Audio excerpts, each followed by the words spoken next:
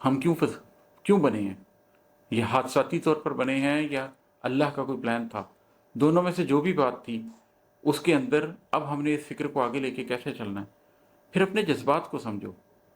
हम अपने जज़्बों को कैसे लेके चलना चाहते हैं? हम मुसलसल हॉट एंड कोल्ड है, पैसिव अग्रेसिव एटीट्यूड है पूरी कौम का। अपने जज़्बों को तो समझें कि किस तरीके से एक बैलेंस्ड जज़्बे के साथ कौमें आगे बढ़ती हैं।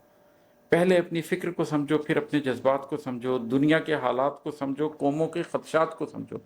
देखें दुनिया किधर जा रही है और देखें कि कौमों के हमारे बारे में ख़दशात क्या हैं। उनको एड्रेस करना है तो अगर वो ख़दशात गलत हैं तो उनको कैसे एड्रेस करना है, अगर वो सही हैं तो कैसे एड्रेस करना है। अगर हमारी कौम के बारे में, हमारी कौम के लोगों के बारे में कोई सही राय है और वो नेगेटिव है, उसको एड्रेस करने का तरीका भी इल्म है। कोई गलत राय है और उसको एड्रेस करना है, उसका तरीका भी इल्म है। काश 20%, 15% कौमी बजट हम तालीम पर लगा रहे होते हैं। ऐसे कुछ भी जाने समझे बिन हाथों में भाले लेकर, पाँव में इतने छाले लेकर, फिक्रों पर यूँ ताले लेकर, जज्बों के मतवाले लेकर, कुछ पता है नहीं हमें। हर किसी की अपनी सोच है और विदाउट एनी नेशनल कंसेंसस हमारे पाँव में छाले पड़ गए हैं 77 साल से चल चल के। हमारी फिक्रों पर ताले लगे हुए हैं। हम सोच नहीं सकते, इंडिपेंडेंट थॉट की इजाज़त नहीं है। जज्बों के मतवाले हैं हम।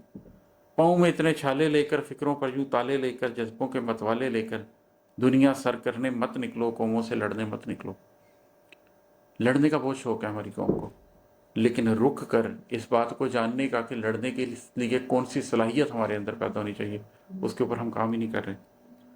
अपने अंदर फैली काली नागन जैसी रात से निकलो, गम और नम की 7 दहाई से जारी बरसात से निकलो।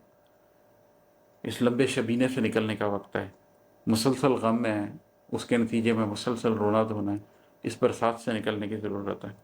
रुक जाओ, कुछ देर संभल लो, देख तो लो बेसमत खड़े हैं, किस जानिब से आए हैं हम और कहाँ का रुख करना है।